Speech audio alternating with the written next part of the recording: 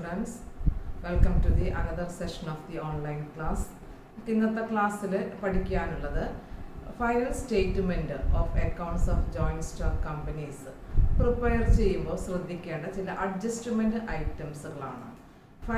Financial statements എന്നതുകൊണ്ട് ഉദ്ദേശിക്കുന്നത് അല്ലെങ്കിൽ ഫൈനൽ സ്റ്റേറ്റ്മെൻറ്റ് ഓഫ് അക്കൗണ്ട്സ് എന്നതുകൊണ്ട് ഒരു കമ്പനിയുടെ സ്റ്റേറ്റ്മെൻറ്റ്സ് എന്നതുകൊണ്ട് ഉദ്ദേശിക്കുന്നത് അതിൻ്റെ SOPL statement of profit or loss അക്കൗണ്ടും അതുപോലെ തന്നെ സ്റ്റേറ്റ്മെൻറ്റ് ഓഫ് ഫിനാൻഷ്യൽ പൊസിഷനാണ്. SOFP എന്ന് പറയും. ബാലൻസ് ഷീറ്റ് അല്ലെങ്കിൽ പ്രോഫിറ്റ് ആൻഡ് ലോസ് അക്കൗണ്ട്, ഇത് രണ്ടും ചേർന്നതാണ് അവരുടെ ഫിനാൻഷ്യൽ സ്റ്റേറ്റ്മെൻറ്റ് എന്നതുകൊണ്ട് ഉദ്ദേശിക്കുന്നത്. അതുപോലെ തന്നെ statement of change in equity, cash flow statement, ഇതെല്ലാം ഫിനാൻഷ്യൽ സ്റ്റേറ്റ്മെൻറ്റിൽ വരുന്നതാണ്. ഒരു കമ്പനിയുടെ ഫിനാൻഷ്യൽ സ്റ്റേറ്റ്മെൻറ്റ് തയ്യാറാക്കുമ്പോൾ നമുക്ക് ഇനി പറയുന്ന ചില അഡ്ജസ്റ്റ്മെൻറ്റ് ഐറ്റംസുകൾ കൂടെ കൺസിഡർ ചെയ്യേണ്ടതുണ്ട്. നമ്മൾ കഴിഞ്ഞ ക്ലാസ്സുകളിൽ പഠിച്ചുകൊണ്ടിരിക്കുന്നത് ഫോർമാറ്റ് പ്രകാരം ഒരു SOPL എങ്ങനെ തയ്യാറാക്കാം, അല്ലെങ്കിൽ statement of profit and loss account എങ്ങനെ തയ്യാറാക്കാം, അതുപോലെ തന്നെ ഒരു ഫോർമാറ്റ് പ്രകാരം SOFP അല്ലെങ്കിൽ ബാലൻസ് ഷീറ്റ് എങ്ങനെയാണ് തയ്യാറാക്കുക, അതിൻ്റെ പ്രോബ്ലംസുകൾ സോൾവ് ചെയ്തു. ഫോർമാറ്റ് കുറച്ചുകൂടെ നമുക്ക് ക്ലിയർ ആയി. പക്ഷേ ഇനി പറയുന്ന ചില അഡ്ജസ്റ്റ്മെൻറ്റുകൾ കൂടെ പഠിച്ചതിന് ശേഷമാണ് നമുക്ക് എന്ത് ചെയ്യേണ്ടത്, ഇനി ഒരു സ്റ്റേറ്റ്മെൻറ്റ് തയ്യാറാക്കേണ്ടത്. ആ സ്റ്റേറ്റ്മെൻറ്റ് തയ്യാറാക്കുമ്പോൾ ശ്രദ്ധിക്കേണ്ടുന്ന പോയിന്റുകളിൽ അഡ്ജസ്റ്റ്മെൻറ്റുകളിൽ നമ്പർ 1 ആണ് പറയുന്നത് കോർപ്പറേറ്റ് ഡിവിഡൻഡ് ടാക്സ്. ഇവിടെ എഴുതിയിട്ടുണ്ട് കോർപ്പറേറ്റ് ഡിവിഡൻഡ് ടാക്സ്. അതിനെ പറയാം ഡിവിഡൻഡ് ഡിസ്ട്രിബ്യൂഷൻ ടാക്സ് എന്നും പറയും. ഡിവിഡൻഡ് ഡിസ്ട്രിബ്യൂഷൻ ടാക്സ് എന്താ? ഡിവിഡൻഡ് ഡിസ്ട്രിബ്യൂഷൻ ടാക്സ് എന്ന് പറയുമ്പോൾ കമ്പനി ഷെയർ ഹോൾഡേഴ്സിന് ഡിവിഡൻഡ് നൽകുമ്പോൾ ആ ഡിവിഡൻഡിന്റെ മുകളിൽ ടാക്സ് നൽകേണ്ടതായിട്ട് വരും. അതായത് ഡൊമസ്റ്റിക് ആയിട്ടുള്ള കമ്പനികളാണെന്നുണ്ടെങ്കിൽ ആ കമ്പനിയുടെ ഷെയർ ഹോൾഡേഴ്സിന് പ്രോഫിറ്റിൽ നിന്ന് ഒരു ഭാഗമാണ് ഡിവിഡൻഡായിട്ട് നൽകുന്നത്. അപ്പോൾ ആ ഡിവിഡൻഡിന്റെ മുകളിൽ എന്ത് നൽകണം?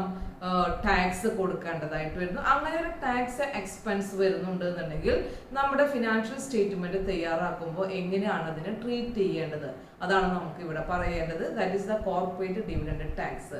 കോർപ്പറേറ്റ് ഡിവിഡൻഡ് ടാക്സ് എപ്പോഴും കാൽക്കുലേറ്റ് ചെയ്ത് ഗ്രോസ് എമൗണ്ടിന്റെ മുകളിലാണ്. അതായത് നമ്മൾ ടാക്സ് എമൗണ്ട് ഗവൺമെന്റിന് നൽകിയതിന് ശേഷം, ഇൻകം ടാക്സിന്റെ മുകളിൽ ടാക്സബിൾ ഇൻകം നൽകിയതിന് ശേഷം, അതുപോലെ തന്നെ ഷെയർ ഹോൾഡേഴ്സിന് ഈ പറയുന്ന എമൗണ്ടും ടോട്ടൽ വരുന്നുണ്ട്. അതിന്റെ മുകളിലാണ് ഈ പറയുന്ന corporate dividend tax CDT calculate ചെയ്യുന്നത്. അപ്പോൾ CDT കാൽക്കുലേറ്റ് ചെയ്യാനായിട്ട് നമ്മൾ പ്രത്യേകിച്ച് ഫോർമുലകളൊന്നും ഇവിടെ അപ്ലൈ ചെയ്യുന്നില്ല. അതിൻ്റെ അങ്ങനെ പഠിക്കേണ്ട ആവശ്യമില്ല. അപ്രോക്സിമേറ്റ്ലി ടോട്ടൽ ടാക്സ് പറയുന്നത് 17.472 ആണ്. 17.472 ആണ് അതിന്റെ പെർസെൻറ്റേജ് പറയുന്നത്. ഇൻകം ടാക്സ് അനുസരിച്ചുകൊണ്ട് ഈ പറയുന്ന റേറ്റുകളിൽ ഡിഫറൻസ് വരാം. പക്ഷെ അപ്രോക്സിമേറ്റ്ലി 17% ആണ് നമുക്ക് ഈ ടാക്സ് റേറ്റ് ആയിട്ട് എടുക്കേണ്ടത്. പക്ഷെ നമ്മുടെ പല ക്വസ്റ്റ്യൻസുകളിലും ഇങ്ങനെയുള്ള ഈ റേറ്റിന് പകരമായിട്ട് ക്വസ്റ്റ്യനിൽ സ്പെസിഫിക് ആയിട്ട് CDTയെ കുറിച്ച് പറഞ്ഞിട്ടുണ്ടായിരിക്കും. Provision for CDT 20%, for example 20% തന്നിട്ടുണ്ടായിരിക്കും, അല്ലെങ്കിൽ 18%, അല്ലെങ്കിൽ 10% നമുക്ക് ആ സ്പെസിഫിക് ആയിട്ടുള്ള റേറ്റ് തന്നിട്ടുണ്ടായിരിക്കും.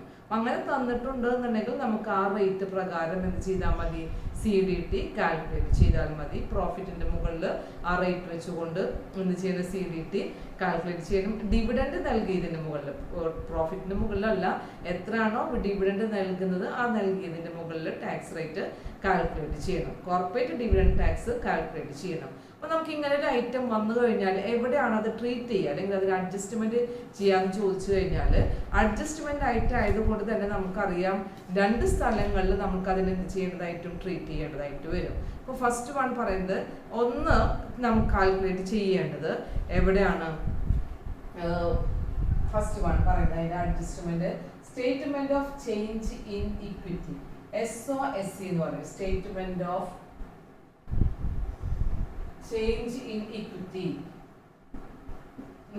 ഇവിടെ നമ്മൾ എന്ത് ചെയ്യണം, ഈ പറയുന്ന കോർപ്പറേറ്റ് ഡിവിഡൻഡ് ടാക്സിനെ നമ്മൾ കാണിക്കേണ്ടതാണ്. ചേഞ്ച് ഇൻ ഇക്വിറ്റിയിൽ നമുക്ക് അവിടെ അത് മാത്രമല്ല റിസർവ്സുകൾ ഉണ്ടായിരിക്കും, പ്രൊവിഷൻസുകൾ ഉണ്ടായിരിക്കും, ഡിവിഡൻഡ് പേ ചെയ്തതുണ്ടായിരിക്കും.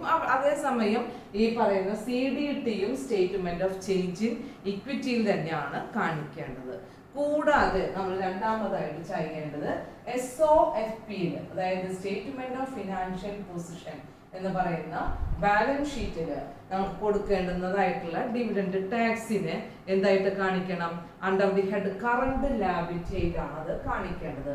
കറണ്ട് ലാബിലിറ്റി നമുക്കറിയാം, ബാലൻസ് ഷീറ്റിന്റെ ഫോർമാറ്റ് എന്ന് പറഞ്ഞു കഴിഞ്ഞാല് അസറ്റ് സൈഡ് ഉണ്ടായിരിക്കും, അതേസമയം അസറ്റ് സൈഡിന് ശേഷം നമ്മൾ കറണ്ട് ലാബിലിറ്റീസുകളാണ്, ലാബിലിറ്റീസ് ആൻഡ് ഇക്വിറ്റീസുകളാണ് കാണിക്കുന്നത്. അപ്പൊ ആ ഇക്വിറ്റീസുകളിൽ തന്നെ നമുക്ക് ഇക്വിറ്റി എന്ന് പറഞ്ഞാൽ ക്യാപിറ്റൽ ആണ്, അതിന് തൊട്ട് താഴെ നോൺ കറണ്ട് ലാബിലിറ്റിയും കറണ്ട് ലാബിലിറ്റി എഴുതും. അപ്പൊ ആ കറണ്ട് ലാബിലിറ്റിയിലാണ് എന്ത് കാണിക്കുന്നത്? കോർപ്പറേറ്റ് ഡിവിഡൻഡ് ടാക്സ് എന്ന് പറയുന്ന ഒരു ഐറ്റത്തിന്റെ ആ കാൽക്കുലേറ്റ് ചെയ്തിട്ടുള്ള എമൗണ്ടിനെ കാണിക്കേണ്ടത്. ഇതാണ് നമുക്ക് ഇവിടെ പഠിക്കേണ്ടത്. ഫസ്റ്റ് വൺ പറയുന്നത് കോർപ്പറേറ്റ് ഡിവിഡൻഡ് ടാക്സ് ആണ്. നമ്പർ 2 പറയുന്നത് ട്രാൻസ്ഫർ ടു റിസർവ്സ് ആണ്. Number 2 transfer to reserve.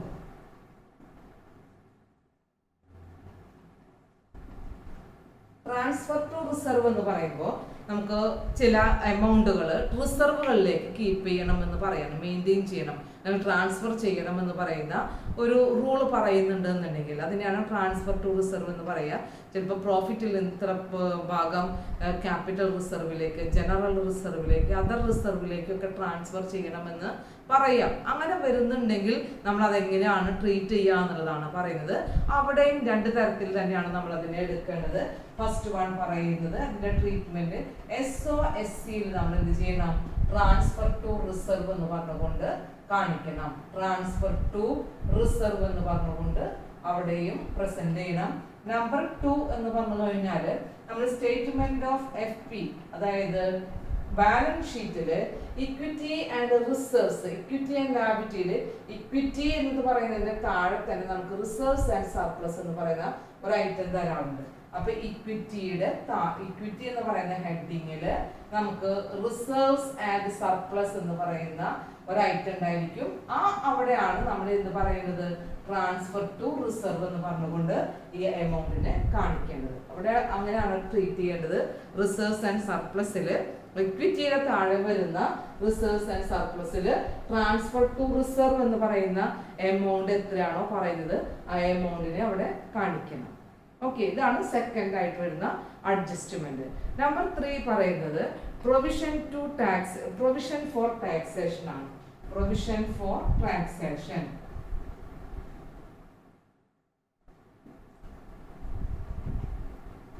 Provision for taxation. Provision for taxation എന്ന് പറയുമ്പോൾ നമുക്കറിയാം, അതായത് ടാക്സ് കൊടുക്കാനുണ്ട് എന്ന് പറയുന്ന ഒരു പ്രൊവിഷൻ, അതായത് റൂള് പറയുകയാണെന്നുണ്ടെന്നുണ്ടെങ്കിൽ നമുക്കറിയാം പ്രോഫിറ്റിൽ നിന്നാണ് ഒരു നിശ്ചിത ശതമാനം ടാക്സ് കൊടുക്കേണ്ടത്. അപ്പോൾ നമ്മൾ സാധാരണ balance sheet profit and loss SOPL tax കൊടുക്കാനുള്ള എമൗണ്ട് കറണ്ട് ടാക്സ് ആയിട്ടും അതുപോലെ തന്നെ എന്തും കാണിക്കാറുണ്ട്, ഡെഫേർഡ് ടാക്സ് എന്ന് പറഞ്ഞുകൊണ്ടും കാണിക്കാറുണ്ട്. അപ്പോൾ statement of profit and loss അക്കൗണ്ടിലാണ് എന്ത് കാണിക്കേണ്ടത്? പ്രൊവിഷൻ ഫോർ ടാക്സേഷൻ അല്ലെങ്കിൽ ടാക്സ് കൊടുക്കേണ്ട എമൗണ്ടിനെ കാണിക്കേണ്ടത്. അപ്പൊ നമ്പർ 1 പറയുന്നത് SOPL എന്ത് കാണിക്കണം? ഈ പറയുന്ന ടാക്സ് എമൗണ്ട് കാണിക്കണം. ടാക്സ് എമൗണ്ട് പ്രോഫിറ്റിൽ നിന്നും ഡിഡക്ട് ചെയ്യണം. പ്രോഫിറ്റിൽ നിന്നും ഡിഡക്ട് ചെയ്തുകൊണ്ട് കാണിക്കണം.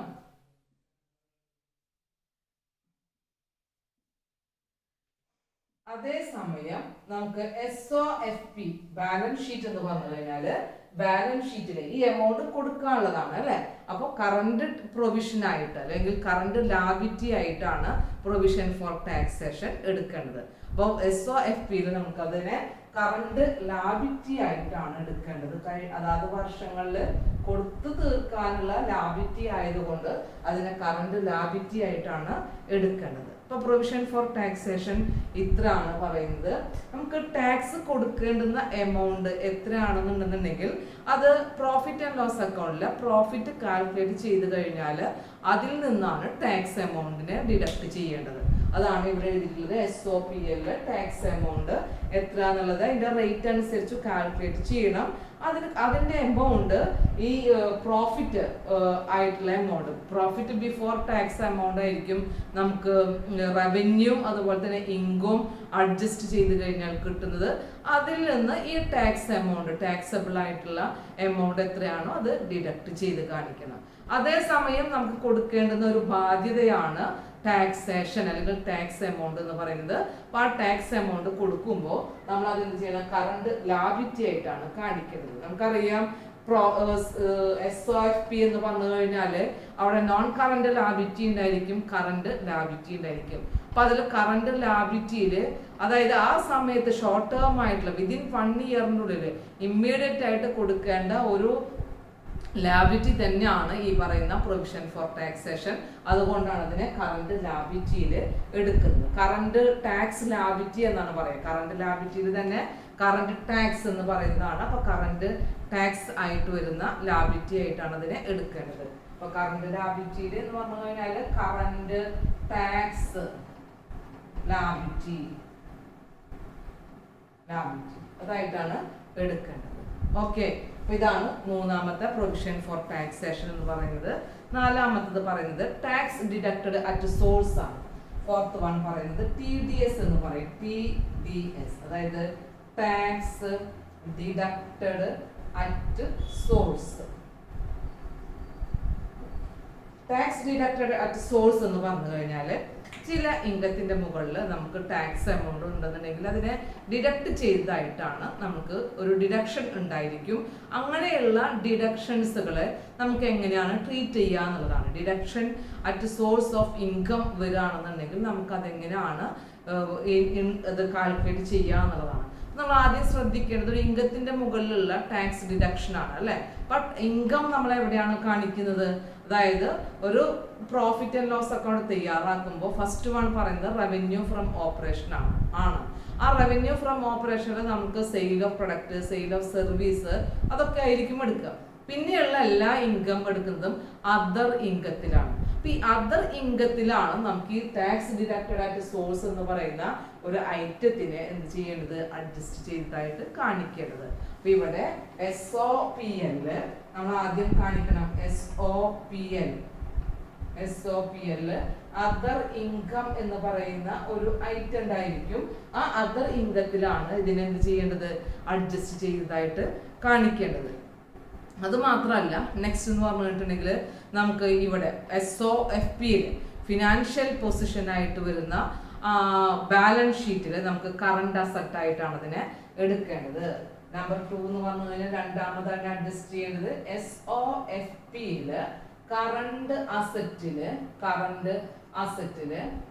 നമ്മൾ അതിനെന്ത് ചെയ്യണം, കറണ്ട് ടാക്സ് അസറ്റ് ആയിട്ടാണ് എടുക്കേണ്ടത്. കറണ്ട് ടാക്സ് അസറ്റ് ആയിട്ടാണ് എടുക്കേണ്ടത്. നമ്മളിവിടെ കറണ്ട് ടാക്സ് ലാബിലിറ്റി പറഞ്ഞതുപോലെ തന്നെ കറണ്ട് അസറ്റില്, അതായത് നോൺ കറണ്ട് അസറ്റ് ഉണ്ട്, SOFPയില് കറണ്ട് അസറ്റ് ഉണ്ട്.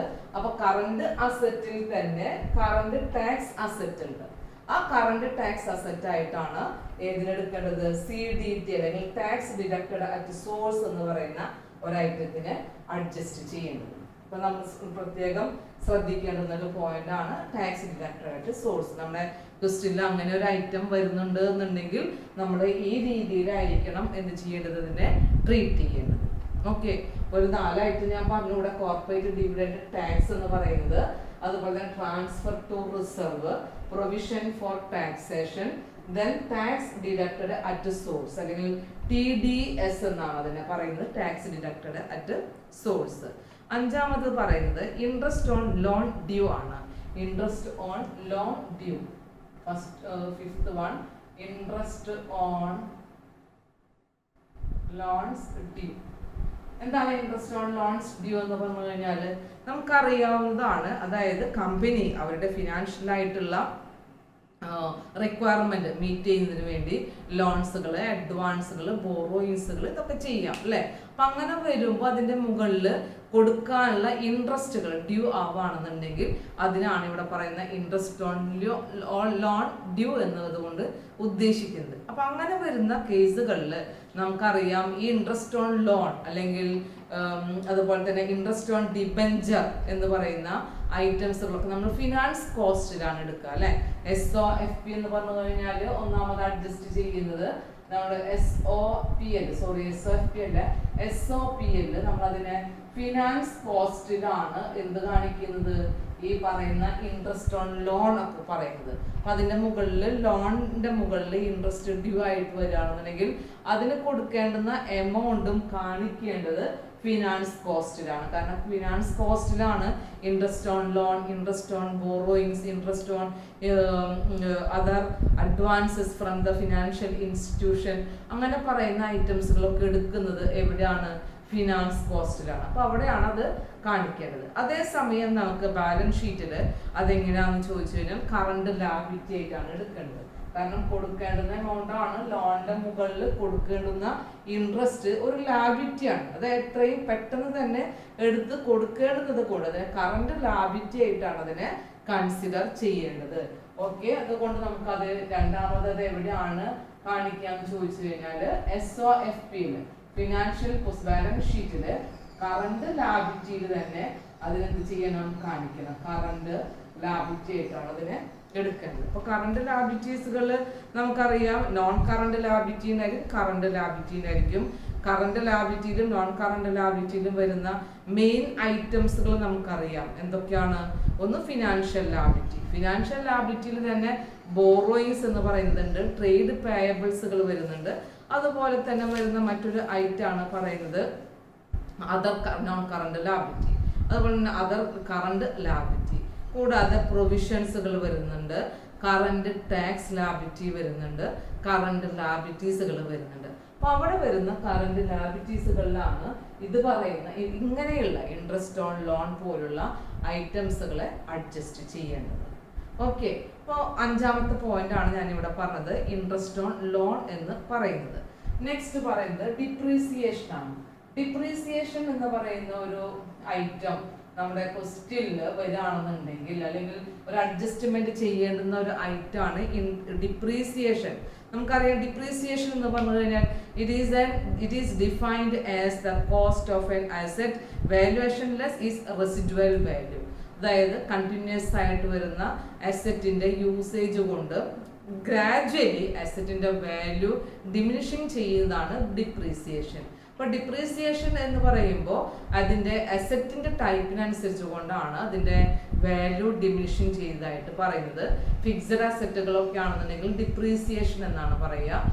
ഇൻടേഞ്ചിബിൾ ആയിട്ടുള്ള അസറ്റുകളൊക്കെ വരികയാണെന്നുണ്ടെങ്കിൽ അത്തരത്തിലുള്ള അസറ്റിന്റെ വാല്യൂ ഡിമിനിഷിങ് ചെയ്യുമ്പോൾ അതിനെ പറയുന്നത് എന്താണ്, എമോർട്ടൈസേഷൻ എന്നുള്ളതാണ്. അപ്പൊ ഇങ്ങനെയുള്ള ഡിപ്രീസിയേഷൻ വന്നു കഴിഞ്ഞാലും നമ്മുടെ പ്രോഫിറ്റബിലിറ്റി കാൽക്കുലേറ്റ് ചെയ്യുമ്പോഴും അതുപോലെ തന്നെ SOFP തയ്യാറാക്കുമ്പോഴും ഈ ഡിപ്രീസിയേഷനെയും നമ്മൾ പരിഗണിക്കണം. അപ്പോൾ ഫസ്റ്റ് അഡ്ജസ്റ്റ്മെന്റ് ആയിട്ട് നമുക്കറിയാം എന്തായിരിക്കും ചെയ്യുന്നത്, നമ്മൾ SOPL എന്ന് പറഞ്ഞു കഴിഞ്ഞാൽ അവിടെ സെപ്പറേറ്റ് തന്നെ ഡിപ്രീസിയേഷൻ എക്സ്പെൻസ് എന്ന് പറഞ്ഞുകൊണ്ട് എഴുതാനുണ്ട്. ഡിപ്രീസിയേഷൻ ആൻഡ് എമോർട്ടൈസേഷൻ എക്സ്പെൻസ് എന്നാ പറയാ. എമോർട്ടൈസേഷൻ എക്സ്പെൻസ് എന്നാണ് പറയുക. അപ്പൊ ഡിപ്രീസിയേഷൻ മാത്രമാണുള്ളതെങ്കിൽ ഡിപ്രീസിയേഷൻ എക്സ്പെൻസ് എന്ന് പറഞ്ഞുകൊണ്ട് കാണിക്കണം.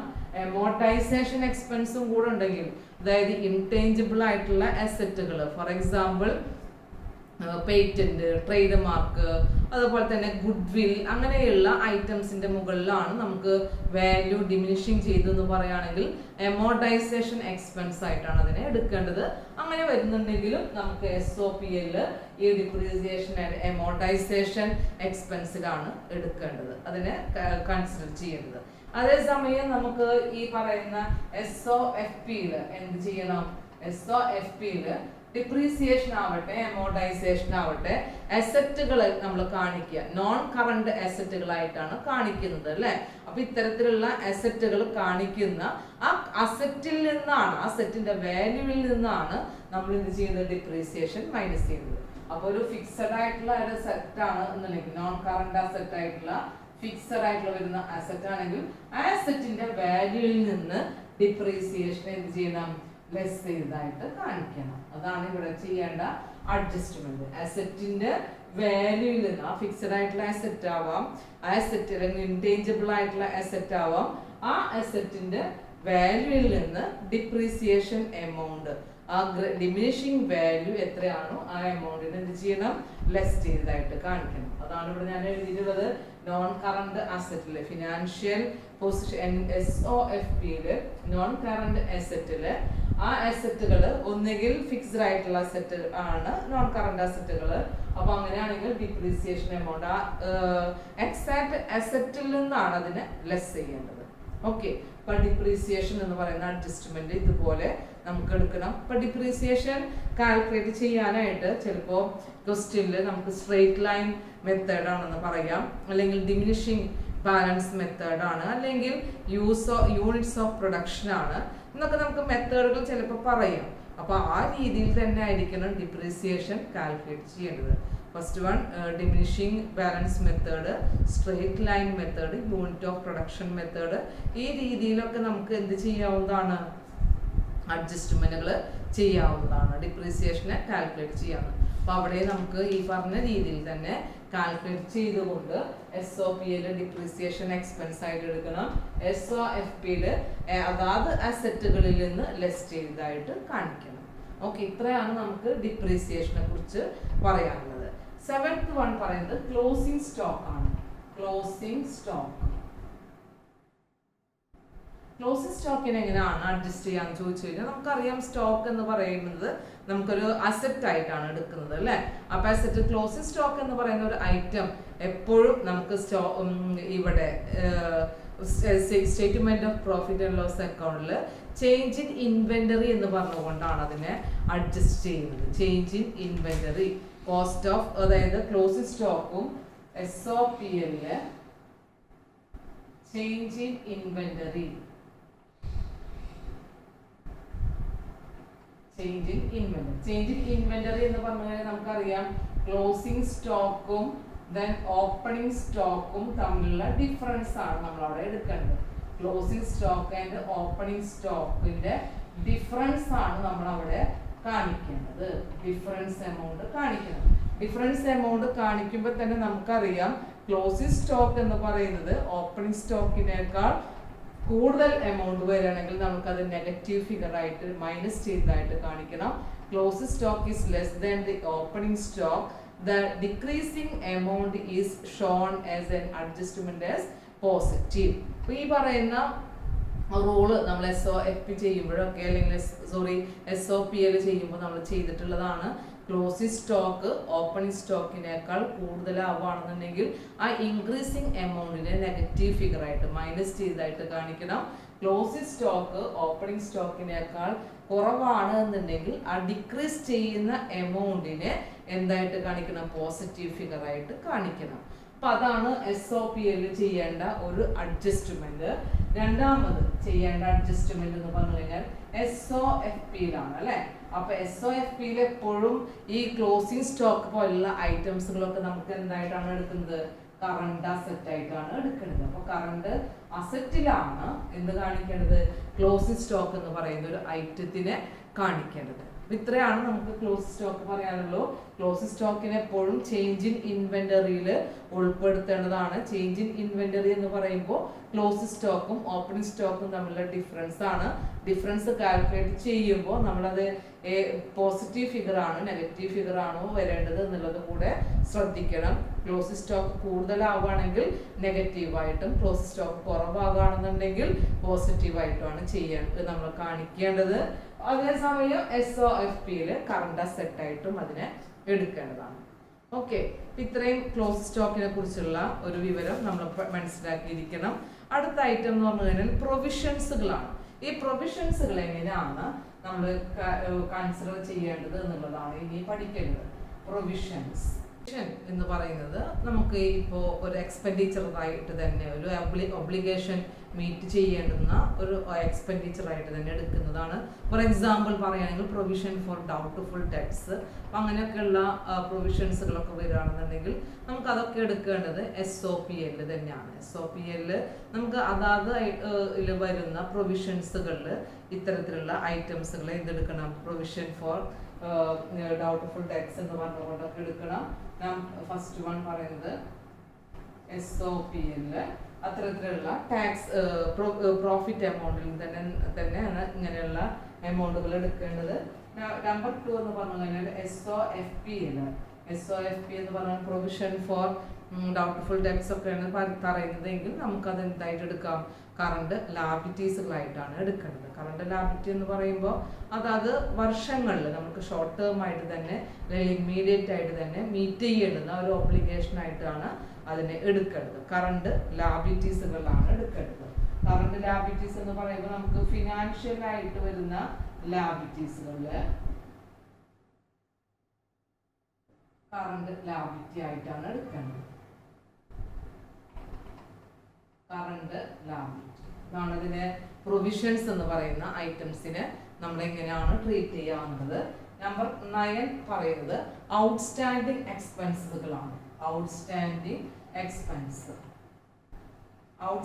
എക്സ്പെൻസസ് എന്ന് പറയുമ്പോൾ നമ്മൾ ഈ വർഷത്തെ എക്സാക്ട് പ്രോഫിറ്റ് കാൽക്കുലേറ്റ് ചെയ്യുമ്പോൾ ഇത്തരത്തിലുള്ള എക്സ്പെൻസുകൾ മീറ്റ് ചെയ്തിട്ടില്ല.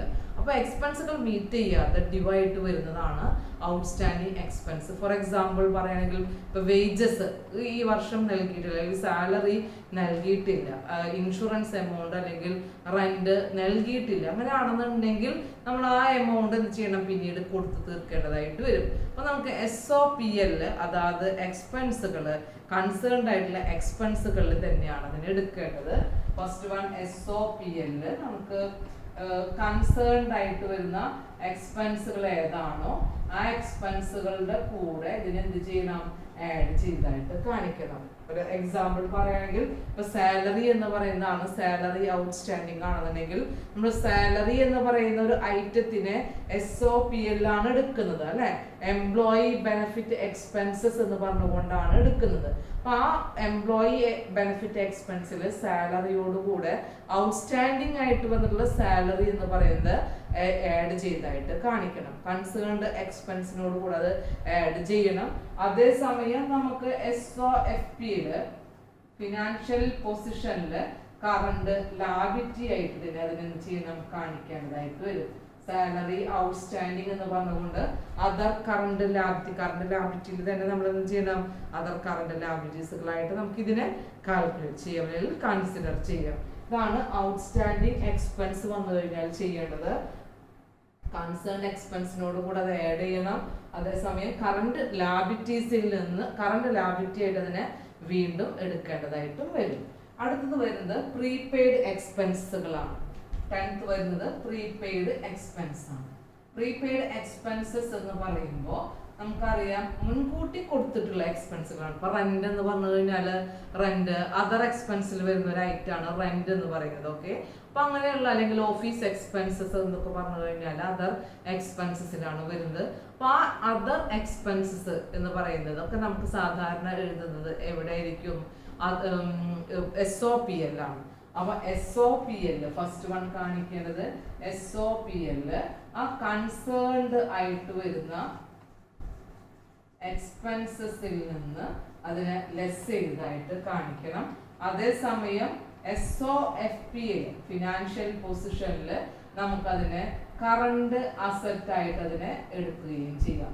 കറണ്ട് അസറ്റ് മുൻകൂട്ടി കൊടുത്തിട്ടുള്ള എക്സ്പെൻസുകളാണ്, നമുക്ക് അതിന് എന്തായിട്ട് എടുക്കാം, കറണ്ട് അസറ്റ് ആയിട്ട് എടുക്കുകയും ചെയ്യാം. ഇതാണ് നമ്മൾ ചെയ്യേണ്ടുന്ന ഒരു ട്രീറ്റ്മെന്റ്. പ്രീപെയ്ഡ് എക്സ്പെൻസ് വന്നു കഴിഞ്ഞാൽ ഇപ്പോൾ ഫോർ എക്സാമ്പിൾ പറയാണ് സാലറി പ്രീപെയ്ഡ് ആണ്.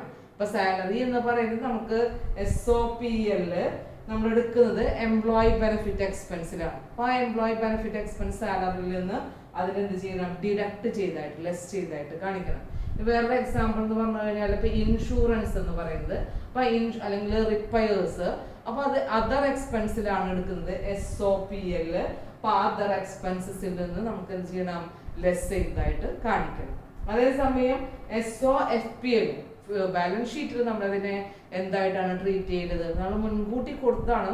നമ്മുടെ ഈ വർഷത്തെ അല്ല അടുത്ത വർഷത്തെയും കൂടെ വരുന്ന ഇൻഷുറൻസ് എമൗണ്ട് ആണ്, അല്ലെങ്കിൽ സാലറി മുൻകൂട്ടി കൊടുത്തൊക്കെ ആണെങ്കിൽ നമുക്ക് അതിനെന്തായിട്ട് കാണിക്കാം, കറണ്ട് അസറ്റ് ആയിട്ടും കാണിക്കാം. ഇതാണ് അതിനെ ട്രീറ്റ് ചെയ്യേണ്ടുന്ന രണ്ട് അഡ്ജസ്റ്റ്മെന്റ്സുകൾ എന്ന് പറയുന്നത്. രണ്ട് രീതിയിൽ അതിനെ അഡ്ജസ്റ്റ് ചെയ്യുന്നു. നെക്സ്റ്റ് എന്ന് പറഞ്ഞു കഴിഞ്ഞാൽ നമ്മൾ ശ്രദ്ധിക്കേണ്ടുന്നത് നെക്സ്റ്റ് പോയിന്റ് ആണ് അക്രൂഡ് ഇൻകം എന്ന് പറയുന്നത്. അക്രൂഡ് ഇൻകം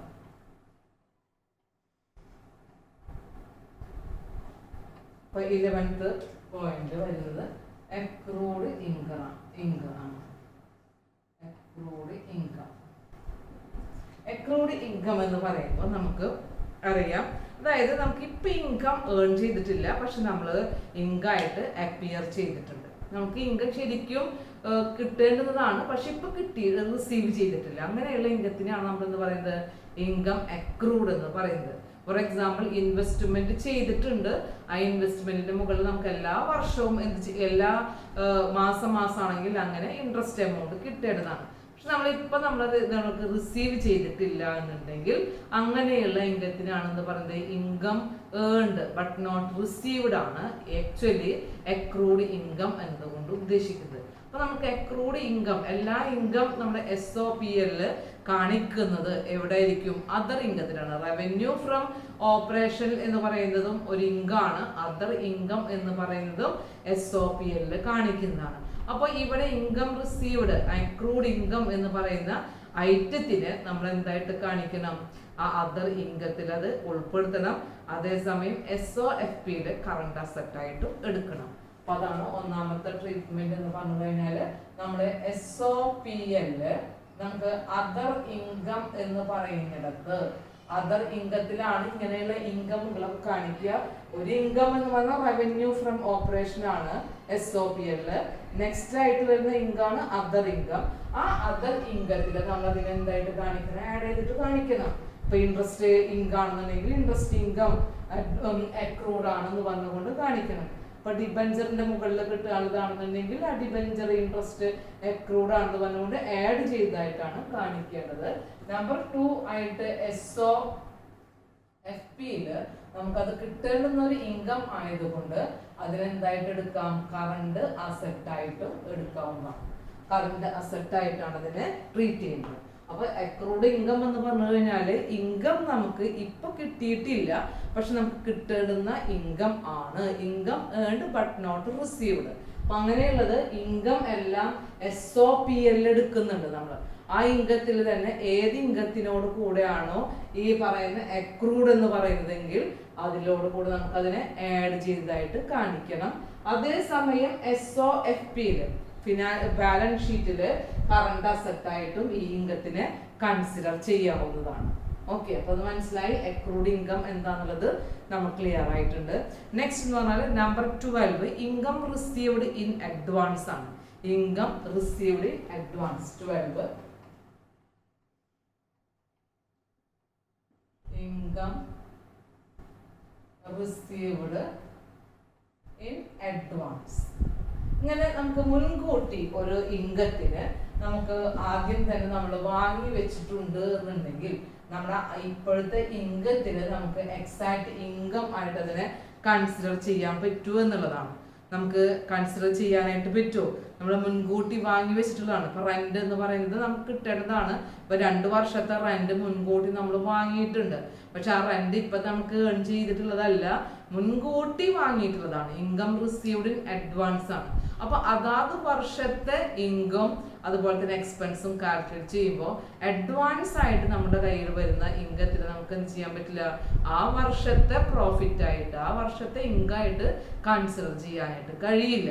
അതുകൊണ്ട് SOFPയിൽ SOPL ആദ്യമായിട്ട് നമ്മൾ ആ ഇൻകത്തിന് നമ്മൾ എക്സാക്ട് ഇൻകം ഈ വർഷത്തെ അല്ലാത്തത് കൊണ്ട് അതിനെ ഡിഡക്ട് ചെയ്തതായിട്ട് കാണിക്കണം. SOPL നമുക്ക് അതിനെ എന്ത് ചെയ്യണം, ഡിഡക്ട് ചെയ്തതായിട്ട് കാണിക്കണം. അപ്പൊ ഒന്നാമത്തെ അഡ്ജസ്റ്റ്മെന്റ് എന്ന് പറഞ്ഞു കഴിഞ്ഞാല് SOPL. അപ്പൊ അത് ഏത് ഇൻകാണോ ആ കൺസേൺഡ് ഇൻകത്തില് നമ്മൾ അതിനെ എന്ത് ചെയ്യണം, ലെസ് ചെയ്തതായിട്ട് കാണിക്കണം. കൺസേൺഡ് ഇൻകത്തിൽ നിന്ന് നമ്മൾ അതിനെന്ത് ചെയ്യണം, ലെസ് ചെയ്യുന്നതായിട്ട് കാണിക്കണം. അതേസമയം നമുക്ക് ഇപ്പോ ഇങ്കായിട്ട് കിട്ടിയിട്ടുണ്ടെങ്കിലും പക്ഷെ നമ്മൾ യഥാർത്ഥത്തിൽ ഇപ്പൊ നമ്മുടേതായിട്ട് അല്ലാത്തത് കൊണ്ട് നമുക്കത് ചിലപ്പോ തിരിച്ചു കൊടുക്കേണ്ടതായിട്ട് വരാം ഭാവിയിൽ. നമുക്ക് ഉറപ്പില്ലാത്തതാണ്. പക്ഷെ അതുകൊണ്ട് ഇതിനെന്തായിട്ട് എടുക്കാൻ പറ്റില്ല, അസെറ്റ് ആയിട്ട് നമുക്കൊരു ഇൻകം കിട്ടിയെന്ന് പറഞ്ഞുകൊണ്ട് അസെറ്റ് ആയിട്ട് എടുക്കാൻ പറ്റില്ല. അതിന് നമുക്ക് എന്തായിട്ട് എടുക്കേണ്ടതായിട്ട് വരും, ഒരു ലാബിലിറ്റി ആയിട്ടാണ് ഇൻകം റിസീവ്ഡ് ഇൻ അഡ്വാൻസിന് എടുക്കേണ്ടത്. അപ്പൊ SOFPL ഇതിന് നമുക്ക് എന്ത് ചെയ്യാം, കറണ്ട് ലാബിലിറ്റി ആയിട്ടാണ് കൺസിഡർ ചെയ്യുന്നത്. Current liability. അപ്പൊ ഇൻകം റിസീവ്ഡ് ഇൻ അഡ്വാൻസ് ആയതുകൊണ്ട് കൺസേൺഡ് ഇൻകത്തിൽ നിന്ന് അതിനെ ലെസ് ചെയ്യണം. കറണ്ട് ആയിട്ടുള്ള ലാബിലിറ്റി ആയിട്ട് അതിനെ കരുതുകയും ചെയ്യണം. അതേസമയം അക്രൂഡ് ഇൻകം നമുക്ക് ഏൺ ചെയ്ത ഇൻകാണ്, നമുക്ക് ഇപ്പൊ റിസീവ് ചെയ്തിട്ടില്ല എന്നേ ഉള്ളൂ. അതുകൊണ്ട് ആ ഇൻകത്തിൽ നമ്മൾ ആഡ് ചെയ്തതായിട്ടും കാണിക്കണം, നമ്മുടെ കറണ്ട് അസെറ്റ് ആയിട്ടുമാണ് അതിനെ കൺസിഡർ ചെയ്യുന്നത്. അക്രൂഡ് ഇൻകം ആണെന്ന് റിസീവ്ഡ് ഇൻ അഡ്വാൻസ് ആണെങ്കിൽ നമ്മുടെ കറണ്ട് അസെറ്റ് എടുക്കാനായിട്ട് പാടില്ല, കറണ്ട് ലാബിലിറ്റി ആണ്. എക്സാക്ട് ആയിട്ട് നമുക്ക് ഇപ്പോ ജനറേറ്റ് ചെയ്യാൻ നമുക്ക് ഇപ്പോൾ കിട്ടേണ്ട ഇതല്ല, ജനറേറ്റ് ചെയ്യേണ്ടതല്ല. നെക്സ്റ്റ് ഇയറിലൊക്കെയാണ് നമുക്കത് കിട്ടാവുന്നത്, അല്ലെങ്കിൽ നമുക്ക് കിട്ടേണ്ടുന്നത്, അക്രൂ ചെയ്യേണ്ടത്. മുൻകൂട്ടി വാങ്ങിയത് കൊണ്ടാണ് അതിനെ കറണ്ട് ലാബിലിറ്റി ആയിട്ട് ഇതിനെ കൺസിഡർ ചെയ്യുന്നത്. ഓക്കെ, അപ്പോൾ അതാണ് ഇൻകം റിസീവ്ഡ് അഡ്വാൻസ് എന്ന് പറഞ്ഞത് കൊണ്ട് ഉദ്ദേശിക്കുന്നത്. നെക്സ്റ്റ് 13th പോയിന്റ് പറയുന്നത് അഡ്വാൻസ് പേയ്മെന്റ് ഓഫ് ടാക്സ് ആണ്. Advance payment of tax. Advance payment of tax എന്ന് പറയുമ്പോൾ നമുക്ക് മനസ്സിലാവും അതെന്താണ് ഉദ്ദേശിക്കുന്നത്, മുൻകൂട്ടി ടാക്സ് എമൗണ്ടുകൾ കൊടുത്തുകൊണ്ടിരിക്കുന്നതാണ് അല്ലെ. മുൻകൂട്ടി ടാക്സ് എമൗണ്ട് എന്ത് ചെയ്യാണ്, പേയ്മെന്റ് ചെയ്യാണ്. അപ്പൊ നമുക്ക് ഈ മുൻകൂട്ടി എന്തിനാണ് പേയ്മെന്റ് ചെയ്യുന്നത്, നമുക്കറിയാം സാധാരണ ടാക്സ് എമൗണ്ട് എന്ന് പറഞ്ഞു കഴിഞ്ഞാൽ കറണ്ട് ടാക്സ്, അതുപോലെ തന്നെ ഡെഫേർഡ് ടാക്സ് എന്ന് പറഞ്ഞുകൊണ്ടൊക്കെയാണ് SOPL ടാക്സ് റേറ്റിനെ കാണിക്കാറുള്ളത്. നമുക്ക് ആ ഫോർമാറ്റ് പ്രകാരം പ്രോഫിറ്റ് ബിഫോർ ടാക്സ് കണ്ടു കഴിഞ്ഞാൽ പിന്നെ ടാക്സ് എക്സ്പെൻസ് ആണ് കാണിക്കേണ്ടത് അല്ലെ. അപ്പൊ അവിടെ കറണ്ട് ടാക്സും ഡെഫേർഡ് ടാക്സും കാണിക്കാറുണ്ട്. അപ്പൊ നമ്മൾ മുൻകൂട്ടി ടാക്സ് എമൗണ്ട്, അതായത് ടാക്സബിൾ ആയിട്ടുള്ള ഇൻകം കാൽക്കുലേറ്റ് ചെയ്ത് കഴിഞ്ഞാലും മുൻകൂട്ടി നമ്മൾ ഇതുപോലെ പേയ്മെന്റ് ചെയ്യുന്ന കേസുകളൊക്കെ ഉണ്ടായിരിക്കും. അങ്ങനെ വന്നു കഴിഞ്ഞാൽ നമുക്ക് അതിനെന്ത് ചെയ്യണം, കറണ്ട് അസെറ്റ് ആയിട്ടാണ് എടുക്കേണ്ടത്. അപ്പൊ അഡ്വാൻസ് പേയ്മെന്റ് ഓഫ് ടാക്സ് എന്ന് പറയുന്നത് 13th point, advance payment of tax.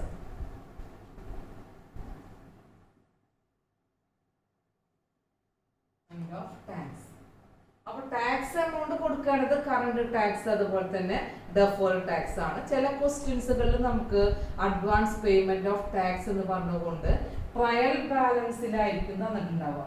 Trial ബാലൻസിലായിരിക്കും ക്വസ്റ്റ്യനിൽ നമുക്ക് ഇങ്ങനെയുള്ള അഡ്വാൻസ് പേയ്മെന്റ് ഓഫ് ടാക്സ് പറയുന്നത്.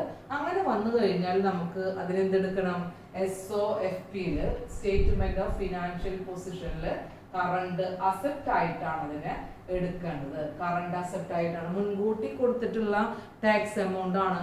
നമുക്ക് എത്ര വരുമെന്നുള്ളത് എക്സാക്ട് ടാക്സിന് നമ്മുടെ അക്കൗണ്ടിങ് ഇൻകത്തിന്റെ മുകളിൽ കാൽക്കുലേറ്റ് ചെയ്യും. പക്ഷെ മുൻകൂട്ടി കൊടുത്തതായിട്ടുള്ള ഒരു എമൗണ്ട് നമുക്ക് ഇതുപോലെ ട്രയൽ ബാലൻസിൽ ഡെബിറ്റ് ബാലൻസ് ആയിട്ട് നമുക്ക് തരുന്നുണ്ട് എന്നുണ്ടെങ്കിൽ SOFPL കറണ്ട് അസെറ്റ് ആയിട്ടാണ് എടുക്കുന്നത്.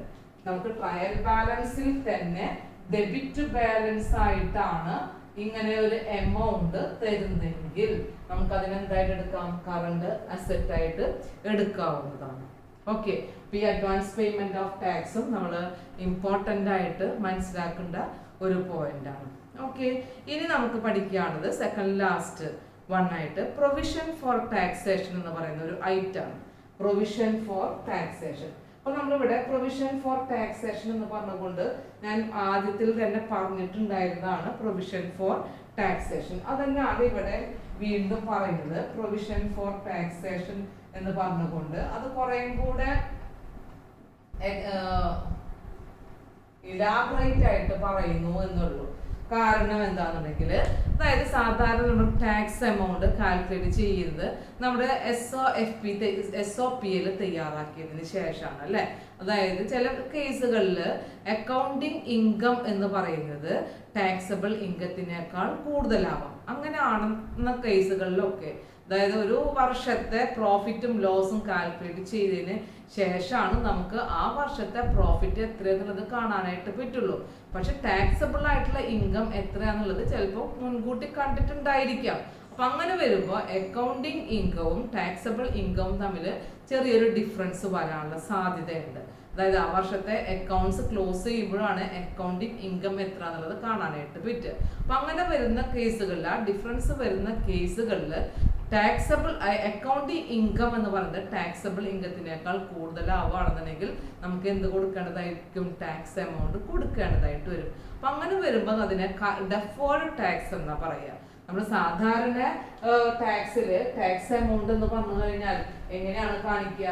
SOPL നമ്മൾ കാണിക്കുന്നത് ടാക്സ് എക്സ്പെൻസ് എന്ന് പറഞ്ഞുകൊണ്ട്, ടാക്സ് എക്സ്പെൻസസ് എന്ന് പറഞ്ഞുകൊണ്ട് ഒന്ന് കറന്റ് ടാക്സ് ആയിട്ട് കാണിക്കും, മറ്റൊരെണ്ണം ഡെഫേർഡ് ടാക്സ് ആയിട്ടാണ് കാണിക്കുക. അപ്പൊ ഈ കറന്റ് ടാക്സ് എന്താണ്, ഡെഫേർഡ് ടാക്സ് എന്താണെന്നുള്ളത് നമ്മൾ മനസ്സിലാക്കണം. കറന്റ് ടാക്സ് എന്ന് പറഞ്ഞു കഴിഞ്ഞാൽ അതാത് വർഷത്തെ ആ ടാക്സബിൾ ഇൻകം എത്രയാണെന്ന് നോക്കിയിട്ട് നമ്മൾ കൊടുക്കുന്ന ആ ആ എമൗണ്ട്, അതായത് ആ വർഷത്തെ പ്രോഫിറ്റ് എത്രയാണോ അതിന്റെ മുകളിൽ കൊടുക്കുന്നത്. പക്ഷെ ഡെഫേർഡ് ടാക്സ് എന്ന് പറഞ്ഞു കഴിഞ്ഞാൽ നമ്മൾ കാൽക്കുലേറ്റ് ചെയ്തിട്ടുള്ള ഇൻകം ടാക്സബിൾ ഇൻകത്തിനേക്കാൾ കൂടുതലാവുകയാണെന്നുണ്ടെങ്കിൽ നമ്മുടെ കറന്റ് ടാക്സിനേക്കാൾ കൂടുതൽ എമൗണ്ട് പിന്നീട് കൊടുക്കേണ്ടതായിട്ട് വരും, ഇൻകം ടാക്സ് റൂൾ അനുസരിച്ചുകൊണ്ട്. അങ്ങനെ നമ്മൾ കൂടുതൽ കൊടുക്കേണ്ടി വരുമ്പോഴാണ് നമുക്ക് അതിനെന്ത് പറയുന്നത്?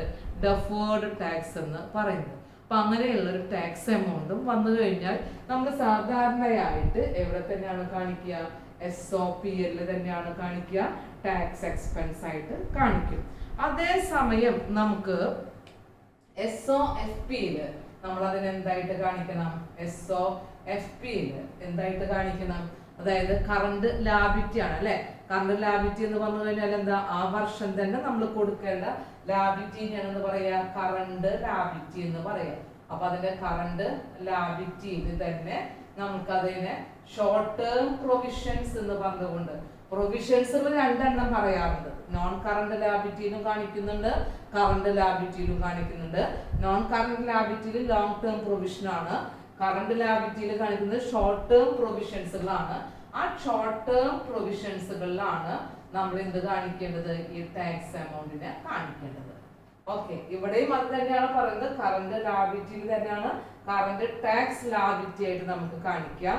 പക്ഷെ ഇങ്ങനെ പറയുന്നത് രണ്ട് ടാക്സുകളൊക്കെ തരുന്നുണ്ട്. കറണ്ട് ടാക്സ്, ഡെഫേർഡ് ടാക്സ് ഒക്കെ തരാണെങ്കിൽ നമുക്ക് ഷോർട്ട് ടേം പ്രൊവിഷൻസുകളിലാണ് അതിനെ ഇൻക്ലൂഡ് ചെയ്യേണ്ടത്. ഓക്കെ, ക്ലിയർ ആയിട്ടുണ്ടാവും എന്ന് വിചാരിക്കുന്നു. അപ്പൊ നമുക്ക് 14ാമത്തെ പോയിന്റ് എന്ന് പറയുന്നത് പ്രൊവിഷൻ ഫോർ ടാക്സേഷൻ ആണ്. ഓക്കെ, ഇത്രയാണ് നമുക്ക് അഡ്ജസ്റ്റ്മെന്റുകളിലൊക്കെ കോമൺ ആയിട്ട് വന്നുകൊണ്ടിരിക്കുന്നത്. നമ്മുടെ പ്രോബ്ലംസുകളൊക്കെ ചെയ്യുമ്പോൾ നമുക്ക് കടന്നു വരാറുള്ള കുറെ ഐറ്റംസുകൾ എന്ന് പറയുന്നത്. പക്ഷെ നമുക്ക് ഒരു ലാസ്റ്റ് ആയിട്ട് കോണ്ടിജന്റ് ലാബിലിറ്റീസ് ആൻഡ് കമ്മിറ്റ്മെന്റ്സ് എന്ന് പറയുന്ന ഒരു ഐറ്റംസുകളുണ്ട്. എന്താണ് ഈ കോണ്ടിജന്റ് ലാബിലിറ്റി എന്ന് പറഞ്ഞു കഴിഞ്ഞാല്? കോണ്ടിജന്റ് ലാബിലിറ്റി എന്ന് പറയുന്നത് നമുക്ക് സാധാരണയായിട്ട് അറൈസ് ചെയ്യുന്ന ലാബിലിറ്റി അല്ല. അതായത് കറണ്ട് ലാബിലിറ്റി പോലുള്ള ലാബിലിറ്റീസുകൾ, നോൺ കറണ്ട് ലാബിലിറ്റീസുകൾ പോലുള്ള ലാബിലിറ്റീസുകളെ അല്ല ഈ കോണ്ടിജന്റ് ലാബിലിറ്റി എന്ന് പറയുന്നത്. Contingent liability is a liability which may or may not arise in future. നമുക്ക് ഭാവിയിൽ ഇങ്ങനെയുള്ള ഒരു ലാബിലിറ്റി ഒന്നുകിൽ അറൈസ് ചെയ്യാം അല്ലെങ്കിൽ അറൈസ് ചെയ്യാതിരിക്കാം. ഈ ലാബിലിറ്റി ഉണ്ടാകും എന്നുള്ളത് സെർട്ടൈൻ അല്ല, നമുക്ക് കൃത്യമായിട്ട് പറയാനായിട്ട് കഴിയില്ല. അതുകൊണ്ട് തന്നെ ഈ ഒരു ലാബിലിറ്റി ഇങ്ങനെയുള്ളത് വന്നു കഴിഞ്ഞാൽ കോണ്ടിജന്റ് ലാബിലിറ്റീസുകളോ കമ്മിറ്റ്മെന്റുകളോ ഉണ്ട് എന്നുണ്ടെങ്കിൽ നമുക്ക് SOFPയിൽ ലാബിലിറ്റീസുകളൊക്കെ നമ്മൾ എവിടെയാണ് കാണിക്കുക? SOFPയിലാണ്. അപ്പൊ അവിടെ തന്നെ നമ്മൾ ഡിസ്ക്ലോസ് ചെയ്യാറില്ല, അവിടെ അത് എഴുതി കാണിക്കില്ല. കാരണം അത് നോൺ കറണ്ട് ലാബിലിറ്റി ആയിട്ടോ കറണ്ട് ലാബിലിറ്റി ആയിട്ടോ കാണിക്കാതെ ഇതെല്ലാം ചെയ്തതിന് ശേഷം, കറണ്ട് ലാബിലിറ്റിയും നോൺ കറണ്ട് ലാബിലിറ്റിയും എഴുതിയതിന് ശേഷം ഫുട് നോട്ട് ആയിട്ടാണ് എന്ത് കൊടുക്കുന്നത്? ഈ പറയുന്ന കോണ്ടിജന്റ് ലാബിലിറ്റിയെ കാണിക്കുന്നത്. അപ്പൊ കോണ്ടിജന്റ് ലാബിലിറ്റി ആവട്ടെ കമ്മിറ്റ്മെന്റ് ആയിട്ട് നമ്മൾ സാധാരണ ഇതിനെ ഫുട് നോട്ട്സുകളായിട്ടാണ് കാണിക്കുക. എന്താ ഫുട് നോട്ട്സ് എന്ന് പറഞ്ഞു കഴിഞ്ഞാല് അടിക്കുറിപ്പുകളായിട്ട്, അതായത് ഇങ്ങനെയുള്ള ലാബിലിറ്റി കമ്പനിക്ക് ഉണ്ട് എന്നുള്ളത് ഈ സ്റ്റേറ്റ്മെന്റുകളിൽ തന്നെ ഡിസ്ക്ലോസ് ചെയ്യാണ്. പക്ഷെ നമ്മൾ അത് ഫുട് നോട്ടുകളായിട്ടാണ് കാണിക്കുന്നത്. അപ്പൊ എന്തുകൊണ്ടാണ് അങ്ങനെ കാണിക്കാനുള്ള കാരണം നമുക്കറിയാം. Contingent liability, it is not an original liability which may or may not arise in future. അതുകൊണ്ടാണ് ഇതിനെ ഫുട് നോട്ടുകളായിട്ട് നൽകുന്നത്. അപ്പോൾ അത്തരത്തിലുള്ള ഒരു ലാബിലിറ്റീസുകൾക്ക് എക്സാമ്പിൾസുകൾ എന്ന് പറഞ്ഞു കഴിഞ്ഞാൽ claims against the company not acknowledged as ഡെപ്റ്റ്. ഫോർ എക്സാമ്പിൾ, ഇപ്പൊ കമ്പനിക്കെതിരെ ഒരു ഔട്ട്സൈഡ് പാർട്ടി കേസ് കൊടുത്തിട്ടുണ്ട്. അപ്പൊ അങ്ങനെ വന്നു കഴിഞ്ഞാൽ കേസിന്റെ വിധി വരുമ്പോഴാണ് കമ്പനി അവർക്ക് പരാതിക്കാരന് എമൗണ്ട് കൊടുക്കേണ്ടതായിട്ട് വരുമോ ഇല്ലയോ എന്ന് തീരുമാനിക്കാനായിട്ട് കഴിയുക. അപ്പൊ ഫൈനൽ ഡിസിഷൻ വരുന്നത് വരെ നമുക്ക് അത് എന്താവണമെന്നില്ല, ഒരു കടബാധ്യത ആവണം എന്നില്ല.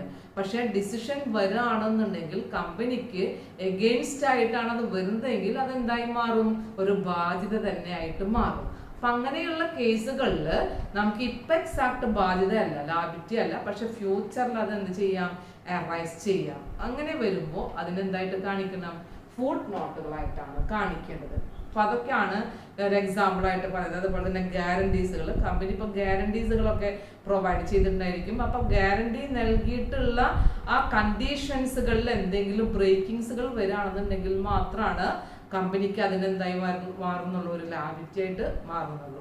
മറ്റൊരു എക്സാമ്പിൾ ആണ് അത്.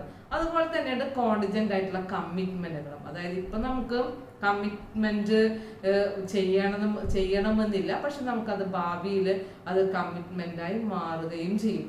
അങ്ങനെയുള്ള കമ്മിറ്റ്മെന്റുകളും സാധാരണയായിട്ട് നമ്മൾ എവിടെ തന്നെയാണ് കാണിക്കുന്നത്, ഫുട് നോട്ടുകളായിട്ടാണ് കാണിക്കുന്നത്. ഒരു എക്സാമ്പിൾ പറയുകയാണെങ്കിൽ estimated amount of contract remaining to be executed on capital account and not provided for. ഒരു കോൺട്രാക്റ്റിൽ എൻറ്റർ ചെയ്തിട്ടുണ്ട്, അപ്പോൾ കമ്പനി കൊടുക്കേണ്ടുന്ന ഫുൾ എമൗണ്ട് ഇതുവരെ കൊടുത്തു തീർത്തിട്ടില്ല, പക്ഷെ ആ കോൺട്രാക്ട് എക്സിക്യൂട്ട് ചെയ്യുമ്പോൾ കംപ്ലീറ്റ് ചെയ്ത് കൊടുക്കേണ്ടതായിട്ട് വരും. അപ്പോൾ അത് കമ്മിറ്റ്മെന്റ് ആണ്, ഫ്യൂച്ചറിൽ കൊടുക്കേണ്ടുന്ന തീർക്കേണ്ടുന്ന എക്സിക്യൂട്ട് ചെയ്യേണ്ടുന്ന ഒരു കമ്മിറ്റ്മെന്റ് ആണ്. പക്ഷെ നമുക്ക് ഈ വർഷത്തെ SOFPയിലോ SOPയിലോ അത് കാണിക്കേണ്ടി വരുന്നില്ല. അപ്പൊ അതുകൊണ്ട് അതിന് എന്തായിട്ട് കാണിക്കാം, ഫുട് നോട്ടുകളായിട്ടാണ് കാണിക്കുന്നത്. അപ്പൊ ഇത്രയാണ് നമുക്ക് അഡ്ജസ്റ്റ്മെന്റ് ആയിട്ട് വരുന്ന ഐറ്റംസുകൾ.